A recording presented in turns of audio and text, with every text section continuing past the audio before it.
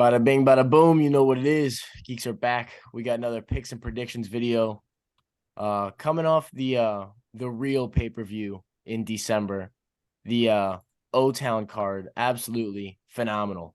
I mean, for performances on performances going all the way from the bottom to the top. Shout out Francis Marshall, the fireman, with the clean sleep job, second fight of the night, pumping up the American crowd. Just a stallion. And then all the way up, Stephen Wonderboy Thompson with the stellar performance. I mean, to be there was just insanity. We are going to run it this card from the bottom to the top. No more time wasted. We've got the South African, Cameron Saaiman, 6-0 off the Contender Series, stepping in short notice against Stephen Koslow. He is also 6-0. I'm taking Cameron Saaiman. I was super impressed with this guy's gas tank on the Contender Series. I don't know too much about Koslow. I know he's getting a little bit older. He's got a little bit of experience. But I think Saaiman's tank's going to be too much for him. I look back at the records a little bit. He doesn't really like to get late finishes as opposed to Saaiman, who does. So I'm just going to ride on that. Nothing too analytical there. I'm taking Saaiman. What do you got, Goosey? Yeah, Saaiman in this one, he's been slated for this spot. His opponent pulled out. That's why Koslow is in on short notice. I haven't been able to see much film, but nothing in his resume really sticks out. He's 6-0, which is impressive, but can't see much else because he hasn't been fighting the best quality of opponent. And then Saaiman, I mean, he's tough. He's gonna be hard to finish early. And gas tank, he pretty solid. He was putting some damage on his Contender Series fight, second and third round. I can't imagine on short notice Koslow will be able to hold up. So I'm gonna go with Cameron Saaiman in this one. Is that how you say it, bro? What, Saaiman? Yeah. I think so. Okay. Well, one of us is right. What do you What got? were you saying? What were you saying? I said Saaiman. Oh well. Dana, what do you got? I'm gonna ride with same things you guys are saying. Saaiman. I don't know. But we got two new guys debuting. I think Saaiman's just got a little more potential in my mind, so I'm riding with him. Yeah, shout out Dano getting into the war room. How'd you make that happen, boss? Well, once we were boots on the ground in UFC Orlando, we saw Dana White. I just slapped him on the rear and said, "Yo, the guillotine geeks." And let me in that beast. And he did. And he So did. I just sneaking in here, in the scary hours of the UFC. Not much going on here right now. That's fucking illegal. Let's go. All right, moving into the next one. We got a flyweight scrap. Daniel De Silva, 11-4, coming out against Vinicius. Salvador, 14-4. Another guy coming off the Contender Series. Another huge talent coming off the Contender Series. This guy's known for knocking people out at 125 pounds with his hands. He's got vicious power. He's very long and rangy. I like his gas tank, man. It took him a while to take that guy out in the Contender Series, who seemed really tough. I've seen Daniel De Silva get folded up, man. I've seen him get stunned. I've seen his gas tank go. I've got a lot of questions about Daniel De Silva. Obviously, we haven't seen Vinicius at the UFC level yet, but I'm going to take those hands, man. I think that he can land some hands, and he can do it for 3 rounds. So I think that Daniel De Silva is going to be in trouble for 15 minutes, whereas Vinicius might be in trouble for about 5 in the beginning, and then he'll gas it. So that's what I got. What do you got, Dano? I'm riding with Vinicius too. He's got a lot of hype coming off the Contender Series. Daniel De Silva does not have a lot of hype. He has a lot of IQ problems going into some of these fights where he just makes weird decisions in these fights that leads him to getting finished. He is 11-4, not a terrible record, but he has been getting finished, I believe, in his last 3 fights now. So he does have holes. He does have some holes on the stand-up. Vinicius is a power puncher who knocks people out. So in a hyped crowd, we saw it firsthand this weekend when the crowd goes nuts. Fighters love it. And I think that's going to help a power puncher who's making a debut. So I'm going to ride with Salvador. Goosey. I'm bucking the mold here. I'm picking Daniel De Silva. I have some question marks about Salvador's resume.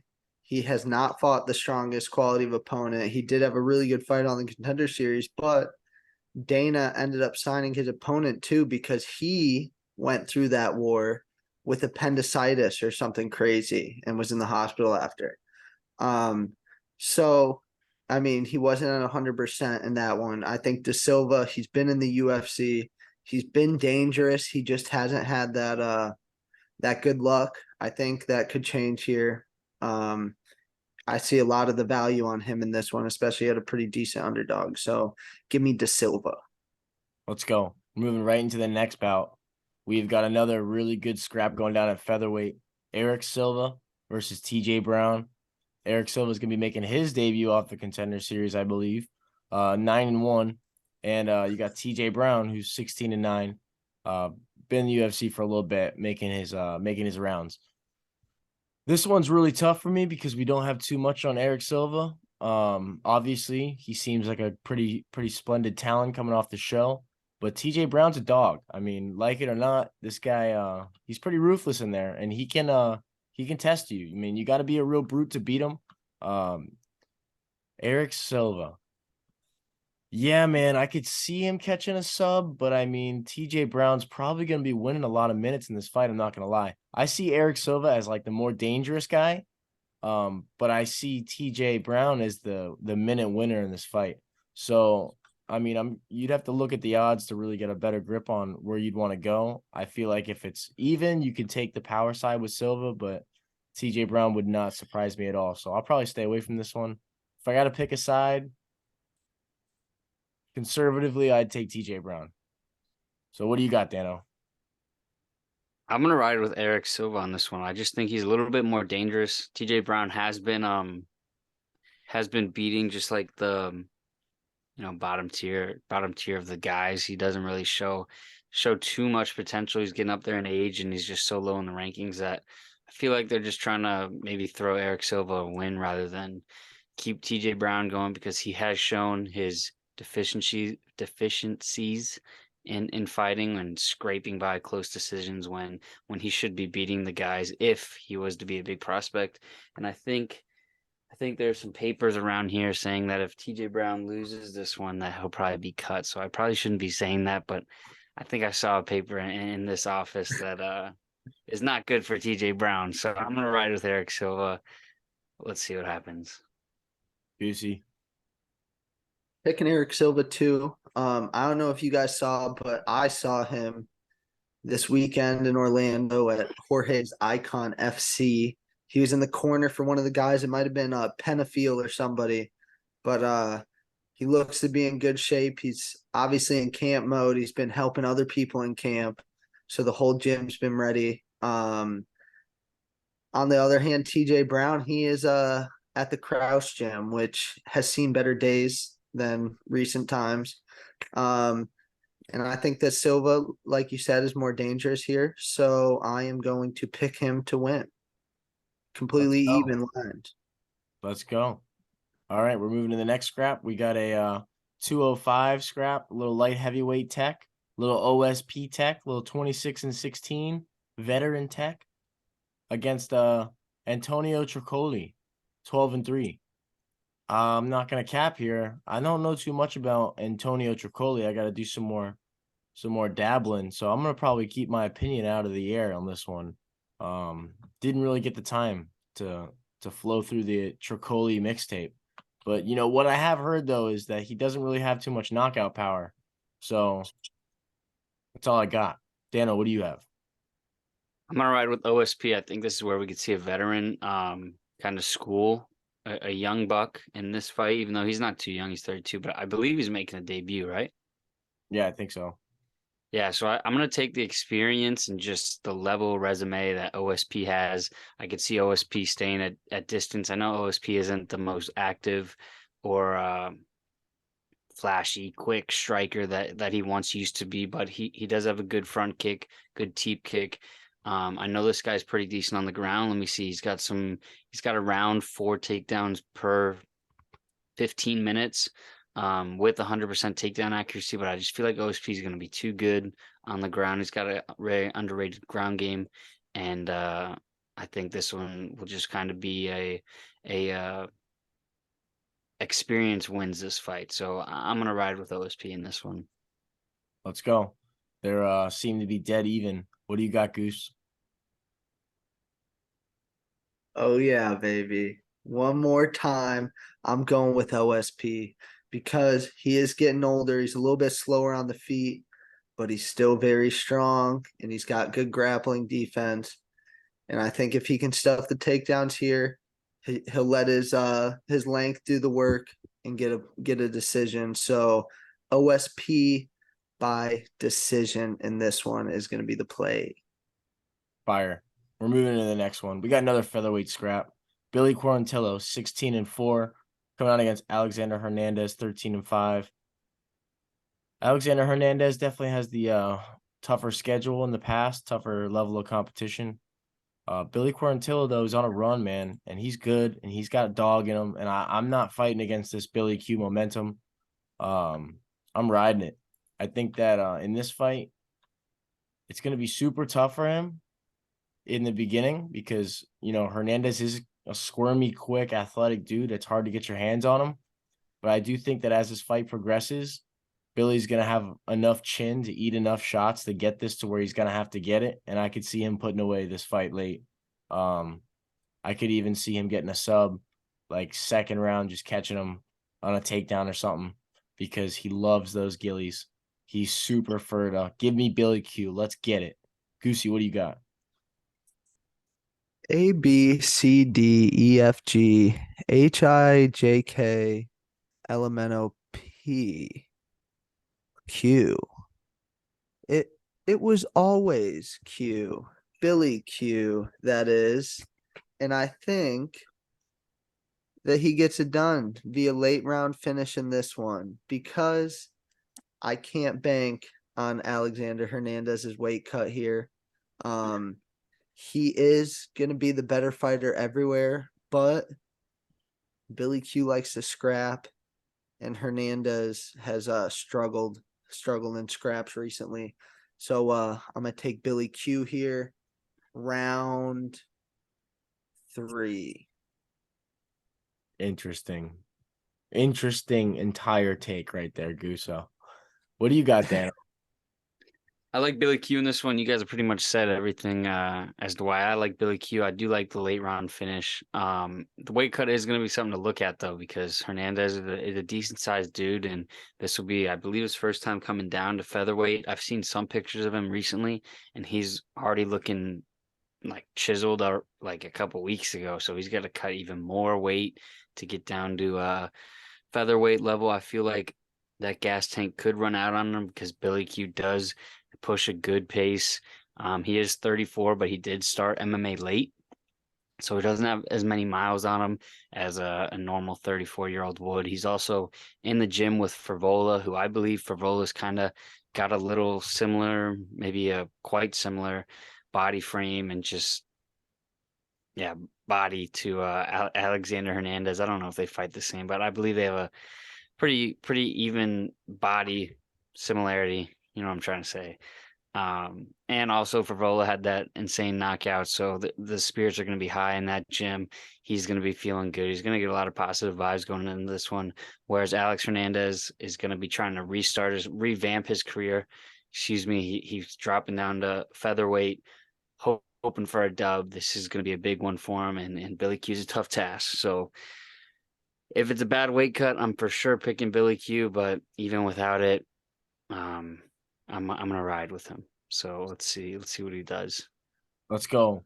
We're going to the next one. This one's a huge banger. We got the 185 banger of this one's Chris Curtis, 29-9, coming out against Joaquin Buckley, 15-5. I'm taking Buckley. I think his athleticism is just gonna be the difference in this one. Obviously, Chris Curtis is good and has that pop, but we've seen Buckley, fight some real killers and have some close contests. And I think that this one's just going to be another testament to how good he really is. I mean, once he beats Chris Curtis, and I think he might even do it in emphatic fashion, I think everyone's going to start really taking him in mind when we're talking about, contenders. super active too. I mean, this is like his 9th fight in 2 years. So, Joaquin Buckley, little shout out for you, bud. You're killing it. Let's get it, buddy. What do you got, Dano? Yeah, I thought I was going to take Curtis in this one, but I'm going to ride with Buckley. Super athletic. We've all seen the highlight knockout, I believe. It's we have the highlight of him somewhere in the office back here, but his knockout's been everywhere. Chris Curtis, I feel like he's been fighting a lot of wrestlers recently to where he can open up his game. So someone who's not going to want to wrestle him as much I can see Buckley picking him apart. And the other thing is, I thought I was going to pick Curtis because I thought Curtis was going to be a bit bigger than Buckley, but I'm looking at these stats. We're the same height, and Buckley's got the reach on him. Buckley worked Imavov in his last fight, round 3, worked him. And Buckley's just been fighting a lot of guys who he's smaller than. So to finally get someone to look him right in the eyes and even have a little bit longer reach than him, I think he's going to have the advantage here. And he's just a crazy strong, crazy athletic, crazy flexible guy. So I'm going to ride with Buckley, and this one will be a banger for sure. Let's go, Goosey. What do you got? Dude, I'm back and forth on this one because I definitely see past a victory for both. On Buckley's side, I like that Chris Curtis isn't going to try and take him down. Buckley's got a little bit of reach and definitely a power advantage. Chris Curtis, he could also get a finish here too, and I think he's got a little bit more crisp boxing. But if you can't mix it up with Buckley, I think you got to really stay safe. And Curtis's style, I don't think he's going to stay safe enough. I think Buckley clips him in this one. But for me, it is a race to the button because I do think one of them's going to get the finish. Buckley's turning around here pretty quickly. Everyone thought that Ty's turnaround was fast. Buckley had a war the same day. He's fighting 1 week later. So, I mean, I think it'll be more he's staying active. But it's a pretty quick turnaround. I'm going to take Buckley in this spot, though. All right, bet. We're going to another middleweight fight. Edmen Shabazyan, 11-3, coming out against Dulcha. Lungiambula, 11-5. I feel like the UFC really wants Edmen to win, bro. I mean, they're doing what they can. They're giving him time off in between fights to get better. They're giving him, decent opponents. They tried to propel him quick through the rankings. It didn't work out. I think that they're redialing, trying to get it right. And this is a good matchup for him. Dulcha Lungiambula, a guy that likes to stand and trade, can wrestle a little bit, but is just known for those big haymakers. So, a guy like Edmen should be able to stay out of the way of these big winging shots, maybe even incorporate some grappling. Edmen, let's see it, bro. I've heard that he's doing camp over there, AKA or whatever it is with Khabib's team. He just needs to be smart. And I think that he wins this. Just come prepared with a 3-round gas tank and just fight smart. And I think he wins this fight. So I'm going to take Edmen in this one. What do you got, Goosey? Yeah. So for some reason, this fight reminds me of a low-tier middleweight version of Ryan Spann versus Dom Reyes. But I do think that Edmen is good enough on the feet to avoid that big shot. So I'm going to pick Edmen here, but I would definitely stay away from this one. I mean, you're just throwing it out there at that point because it is a 50-50 fight. He could go out and be sleeping in the first. Neither of them have good gas tanks. I think, like you said, the UFC might want to give Edmen a win here because he's shown a fault in the gas tank. He's got that exploited his last few fights. They're giving him one of the few guys that has shown a worse gas tank than him. So they could be underwater if this one hits round 3. But either way, I think Edmen's going to get it done. Dano, what do you got? I'm riding with Shabazyan as well. And I like what you're saying, Goose, about the gas tank of Dulcha. He is 35. He's only getting older, right? I don't know if the gas tank's something you can correct right away And even though we have seen problems from Shabazyan with his gas tank, we also got to remember, right? Let's look at the ages here. Dulcha is 35 years old. Edmen's going to be 25 going into this fight. And it feels like Edmen's been around for a long time. He's only 25, so he's going to be improving a lot in between these fights. And then CEO, like you were saying, he is with these camps, aka I think I've seen him training with Ankalaev. He's been with all these wrestlers and grapplers and yada yada yada. So I feel like Edmen Shabazyan will come out with some new levels to the game, and I hope he sticks to the game plan, comes in, has a game plan, sticks to it, and I think he can beat Dulcha. But if he wants to stand there and trade, Dulcha is a big ass dude with some big pop, so that's what scares me. But if he stays true to what he's doing, improves in between fights like he should, I believe he can get this one done. Yeah, that's right. It wasn't Khabib, aka it was Ankalaev at Couture. That's right. Okay, so we're moving to the next one. I got two left on this prelims. We got Jay Perrin versus Raul Rosas Jr. Jay Perrin is 10-6, 29 years old. Raul Rosas 6-0, 18 years old. This is the guy from the Contender Series. This is like the Contender Series finale right here. They're putting all the top Contender Series guys here at the end of the year. We got Francis last week. We're getting a couple Stallions now. So this one's pretty simple for me, man. You look at Jay Perrin. What's he good at? Grappling. When he fights guys, constant takedown threat because nobody really wants to grapple with him. That's his strength. You know, he's got a lot of rear naked chokes. He's also been rear naked choked. This is a perfect matchup for Raul Rosas. They're easing him into the UFC with a grappling favorited matchup. He's a grappling wizard. I see him taking the back.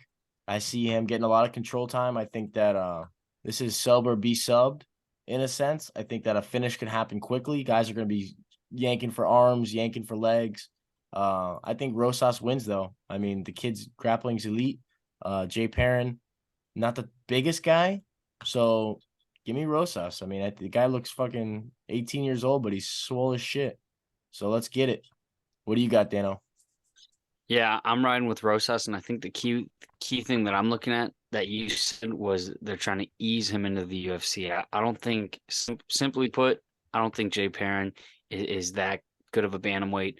Raul Rosas, they have a lot built up on him from the Contender Series, from how young he is, from all the posts and all the hype they've been giving him. So I think they know what they're doing with this one.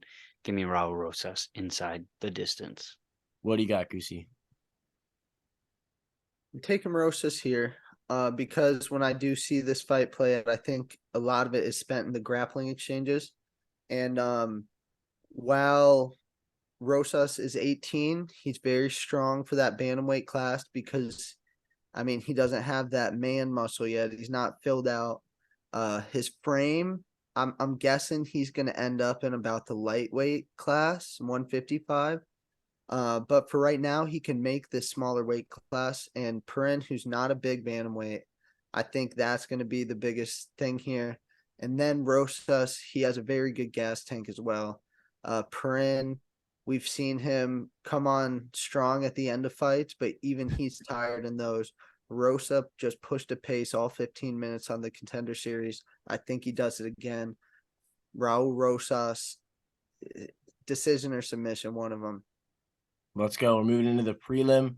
Headliner, Jarizenho Rozenstruik versus Chris Daukaus. I'm taking Jarizenho. No questions in my mind. Finally, Jarizenho gets a favorable matchup. I mean, a stand and trade fight with a guy who doesn't have the most pop. I mean, Jarizenho, this one's pretty much putting on a platter for you, if you ask me. So do your thing. Counter strike, come forward, show a little bit of aggression, do it for my bad. What do you got, Dano? I'm riding with Jarizenho as well. I think the Daukaus curse will live on. We saw Kyle Daukaus in person stink it up against Erik Anders. And then same's been going with the older brother Chris Daukaus. He had a little bit of hype there, and then gets flatlined by Derek Lewis, flatlined by Curtis Blades, and just the ball's not rolling their way this time. And I think Rozenstruik, being a pretty high level kickboxer, especially for a heavyweight, Daukaus, who has no takedowns under his resume. If it's going to be on the feet, yeah, Rozenstruik's a pretty damn good kickboxer. Daukaus gets hit. Give me Rozenstruik. Do the math. What you got, Goosey? Yeah. We just saw Daukaus this past weekend. Honestly, for a heavyweight, he didn't seem that big. I feel like the size advantage is going to be with Rozenstruik here. And then he's hard to knock out, and he's got the power to put anyone away. And we've seen Daukaus get chinned recently. So I think over 15 minutes, Rozenstruik is just going to be looking for one exchange that he can hit a few punches in a combo, or the one to put him out. And I think it's going to be hard for Daukaus to dance on him all night, especially with his boxing style. So I'm going to pick Rozenstruik to get it done via KO. Let's go. One more thing, tagging off what Goosey said, what he was saying about we saw Daukaus, we saw Chris Daukaus cornering Kyle Daukaus, and we did have their corner right in front of where we were sitting, and I remember watching Chris Daukaus during his brother's fight. And if you just want to play in a little mental game of MMA, when his brother was getting finished, Chris Daukaus literally just had his head down, and I'm sure he was talking to people, but he just had his head down and looked pretty defeated. So just having that mindset coming into this week against a big ass dude like Rozenstruik, I feel like that's got to be pretty intimidating. He's got a lot on his shoulders, but we'll see if pressure cracks him, and I think unfortunately it will. Let's go. Those are the picks and predictions. UFC 282. Let's go.